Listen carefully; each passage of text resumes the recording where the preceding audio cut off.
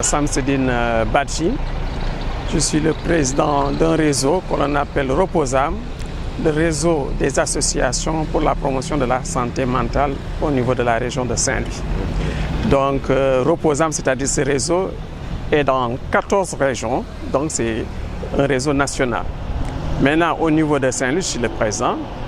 Maintenant, en ce qui concerne cette journée, elle est très très importante pour nous parce que la Tabaski, c'est un jour de partage. Et que nous constatons qu'actuellement, dans toutes les familles, les gens sont en train vraiment de bien manger, boire, etc. Mais en oubliant une partie de la population qui est très très fragile. C'est des gens qui ont ramené, ils étaient avec nous. Malheureusement, ils ont eu des problèmes et ils se sont retrouvés dans la rue. Et comme je le dis toujours dans mes plaidoyers, personne n'a une garantie divine comme quoi il n'aura jamais un problème de santé mentale ou bien qu'il n'aura pas un parent ou un ami qui a cette maladie. Donc, il faudrait regarder ces personnes malades avec un autre œil et non pas vraiment les stigmatiser. Donc, c'est surtout ça qui est vraiment important. Et aussi, donc, le problème de la solidarité. Elle est très très importante pour nous. D'un côté, au niveau de Saint-Louis, ce que nous avons remarqué, il n'y a pas une grande solidarité envers ces personnes.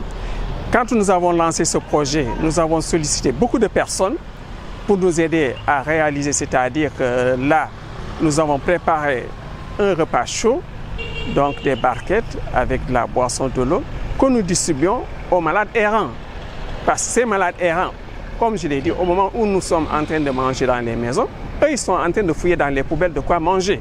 Et ce qui est vraiment inhumain.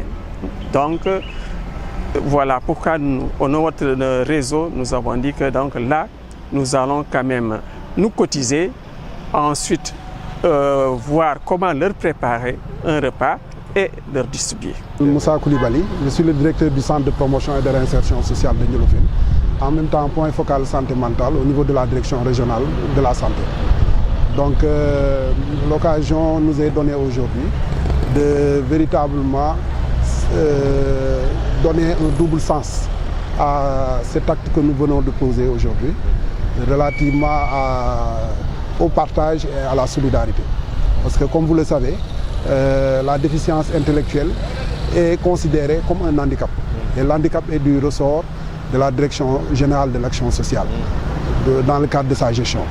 Donc c'est véritablement pour dire que c'est un honneur pour la Direction régionale de la santé et la Direction régionale de l'action sociale d'accompagner les réseaux pour la promotion de la santé mentale au niveau de Saint-Louis dans le cadre de cette activité que nous espérons vivement que ça soit pérenne. Parce qu'effectivement, les grands oubliés de la fête restent effectivement les déficients intellectuels. Wow. Et il serait intéressant qu'à travers peut-être l'apport des acteurs étatiques et des acteurs non étatiques, des partenaires en général, que cette journée puisse être pérenne. El Hadj Fally Gueye, man maay secrétaire général du réseau pour la promotion des malades mentales fii ci Saint-Louis. Et puis maa ngi remercier équipe bi ma àndal nii pour réussir première édition bi.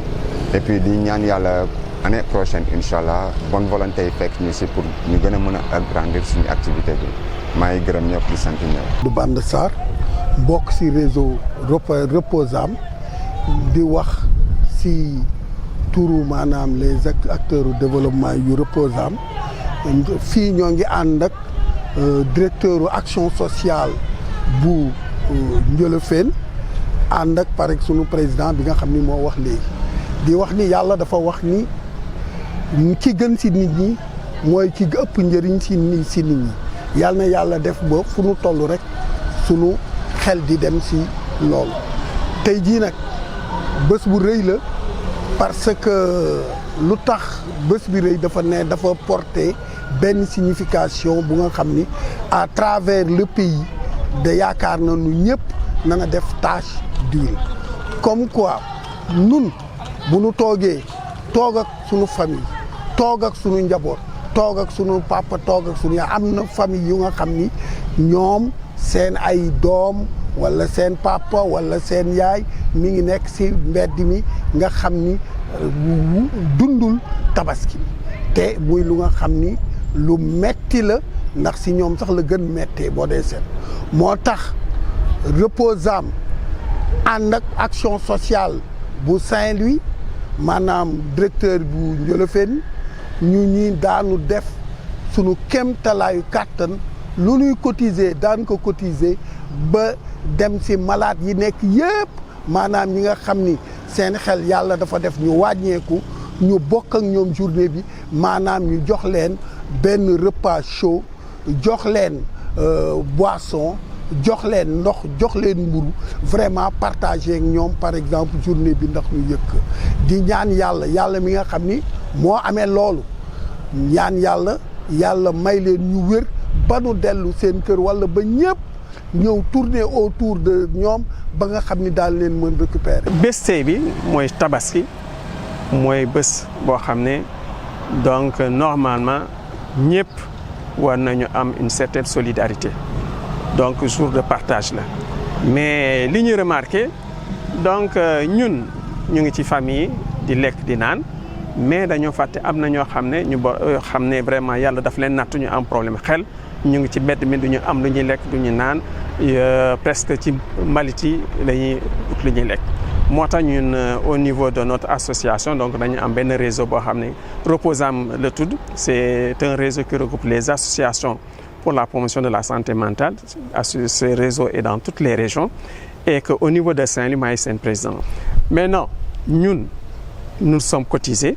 Donc il y a de bonnes volontés. Donc vraiment je ne vais pas oublier surtout un certain Cheikh Tidiane Camara de l'ISM. Ensuite il y a un certain Yag bi nekk au niveau de Dakar, Ibrahima Yad. Et bon, le gouverneur vraiment, la région médicale, le président du CRD, Souleymane Diop, Dia, du conseil départemental, ce sont des gens qui sont venus. Et que nous, à notre niveau aussi, nous avons cotisé les membres du réseau. Ce qui fait que donc, nous mais vraiment on s'est dit que malgré que le budget est très maigre, presque le 5e, nous prévoyons on s'est dit que donc il faut que ça soit un acte symbolique que nit ñi xam ni que au moment où nit ñi di noos am na ñoo xam ne ñu ngi ci ay jafe-jafe te comme ni ma ko waxee kenn amul garantie comme quoi du musa am feebar wala du am mbokkam wala xaritam bu am feebar donc il faut que ñu jàppalante entre ñun ñu xam ne ñii ci ñun lañ bokkoon yàlla nattu leen vraiment war nañu la betti. suñu teewaay tey dafa doon rek comme ni ñu ko xamee.